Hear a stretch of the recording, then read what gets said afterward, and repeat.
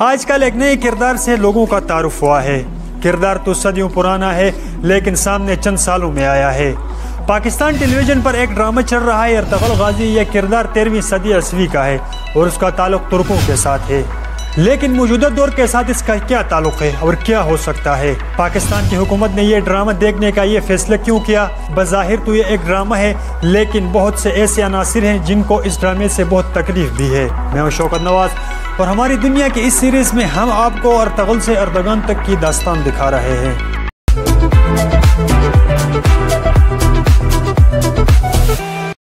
دراصل یہ معاملہ بہت صدیوں پہلے کا ہے۔ 13ویں صدی میں جب جہانگیر خان کی قیادت میں منگولیا سے نکلنے والے منگول تاتاری یہ مل کر مسلمانوں اور یورپین پر حملہ کرتے ہوئے چین تک گئے اور منگولوں نے بے شمار ملکوں کو فتح کیا اور بہت زیادہ تباہی پھیلائی۔ منگول خوازن کے علاقے تک گئے جو مرکزی ایشیا کا علاقہ تھا۔ جب منگول خوازن کے علاقے میں گئے تو وہاں پر ایک مضبوط سلطنت تھی، اس کو بھی انہوں نے تباہ کر دیا۔ خوازن کی سلطنت کو تباہ کیا تو وہاں سے ایک قبیلہ تھا جو اس علاقے کو چھوڑ کر بھاگا۔ اس قبیلے کا نام قائی قبیلہ تھا۔ اس قبیلے کا سردار سلیمان شاہ اور اس کے 4 بیٹے تھے۔ اس کے تیسرے نمبر کا بیٹا، یہ ڈرامہ اس پر بنایا گیا ہے، اس کا نام ارطغرل تھا جو بعد میں ارطغرل غازی کے نام سے مشہور ہوا۔ ارطغرل قافلے کے ساتھ موجود تھا، اس کے ساتھ 400 خاندان اور تھے۔ جب یہ دریائے فرات عبور کر رہے تھے تو وہاں سلیمان شاہ ڈوب کر مر گیا۔ سلیمان شاہ کے مرنے کے بعد ارطغرل کو اس کے قبیلے والوں نے سردار چن لیا۔ اس کے بعد ارطغرل اپنے چھوٹے بھائی کو لے کر اپنے 2 بڑے بھائیوں سے الگ ہو گیا۔ ارطغرل ترکی کے علاقے کی جانب چلتا گیا کیونکہ وہاں پر ترک سردار رہتے تھے۔ جب یہ انقرہ کے قریب سے نکلے تو انہوں نے دیکھا کہ 2 فوجیں لڑائی کر رہے ہیں۔ ان میں ایک فوج سلطان علاء الدین کی تھی جو کہ مسلمان تھا اور دوسری فوج غلبہ تاتاریوں کی کہی جاتی ہے۔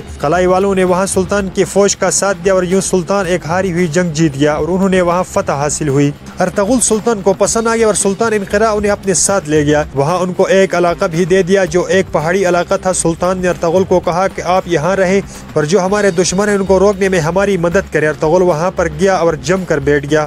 ارطغرل نے اپنی زندگی میں ایک خواب دیکھا تھا۔ اس کو ایک چاند اور بہت بڑا درخت نظر آیا جس کی شاخیں دنیا پر پھیلی ہوئی تھی اور 4 دریا اور 4 پہاڑ بھی نظر آئے تھے۔ ارطغرل کے مرشد نے اسے بتایا تھا کہ تم ایک بہت بڑی حکمرانی کرو گے اور تمہاری اولاد بھی کرے گی اور تم اسلام اور دین کے لیے کام کرو گے، تمہیں چن لیا گیا ہے۔ یوں ارطغرل کا جو خواب اس نے دیکھا تھا وہ اس طرح پورا ہوا۔ جو 4 دریا اس نے دیکھے تھے وہ اس کی سلطنت میں شامل تھے، دریائے فرات، دریائے دجلہ، دریائے نیل، دریائے دال، اور جو 4 پہاڑ اس نے دیکھے تھے وہ بھی اس کے سلطنت میں شامل تھے، کوہ طور، کوہ قاف، کوہ الطلس اور کوہ بلقاف، یہ تمام اس کے سلطنت میں شامل تھے۔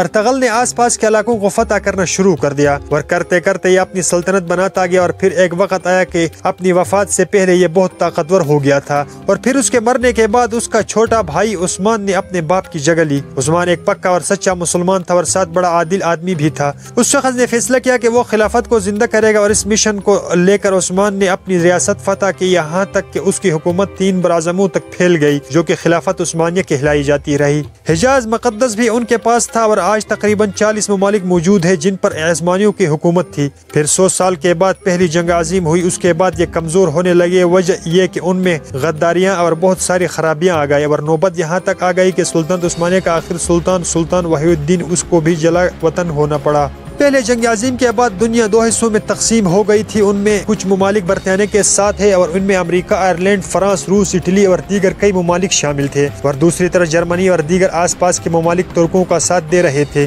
ترک اپنی خلافت بچا رہے تھے اور زور لگا رہے تھے۔ پہلی 3 سال تو انہیں فتح ملتی رہی لیکن جب مالی طور پر کمزور ہونا شروع ہوئے تو شکست ان کا مقدر بنی۔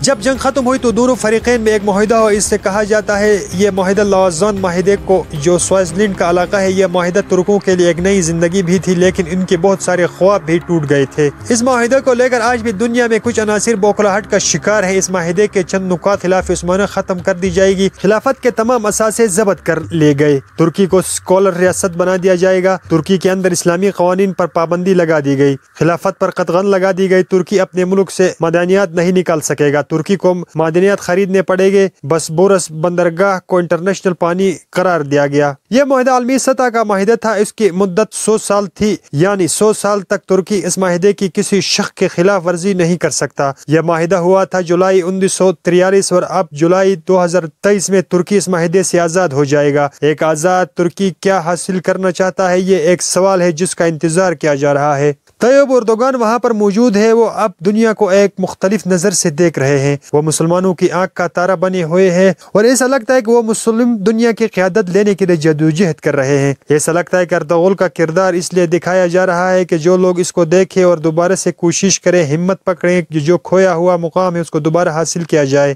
کیا دنیا اردوغان کو ایسا کرنے سے روک پائے گی یا پھر دنیا کو ہی کرنا پڑے گا جو اردوغان چاہتے ہیں؟ یہی تک تھی ہماری آج کی ویڈیو۔ امید کرتا ہوں ویڈیو آپ سب کو پسند آئی ہوگی۔ چینل کو سبسکرائب کرنا مت بھولیں، اپنا بہت سارا خیال رکھے گا اور دعاؤں میں ضرور یاد رکھے۔ اللہ حافظ۔